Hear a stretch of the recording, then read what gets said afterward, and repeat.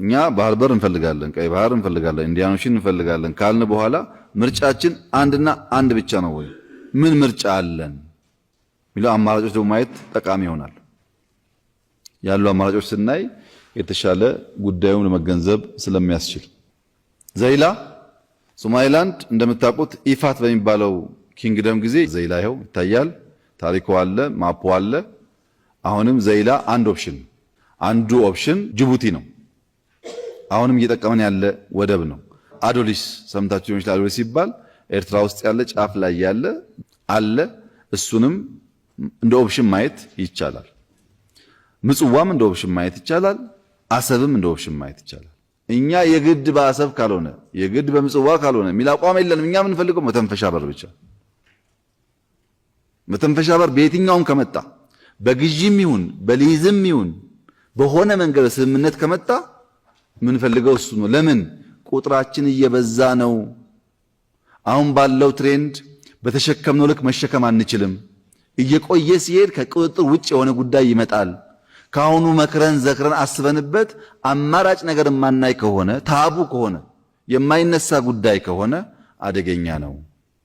ቢያንስ አሁን ያለው ትልልቁ ፖለቲካል ኤሊት የሚወያይበት ጉዳይ ይሁን። አክሽኑ ይቅር እንወያይበትና ልጆቻችን ያስቡበት ሊባል ይችላል።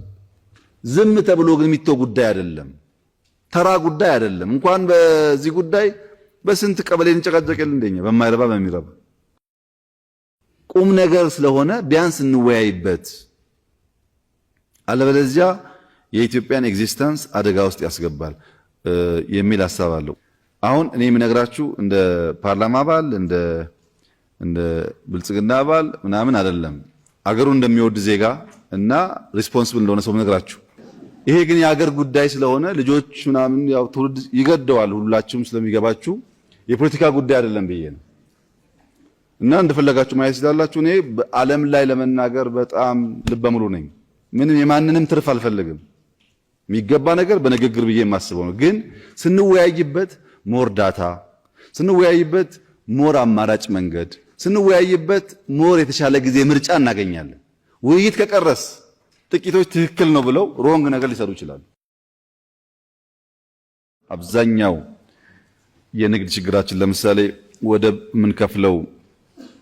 ምንከፍለው ገንዘብ እኛ ወደብ ቢኖረን በየ2 3 ዓመቱ የወደብ ክራይ ክፍያ ብቻ ህዳሴን ይሰራል፣ ማዳበሪያ ፋብሪካ ይሰራል።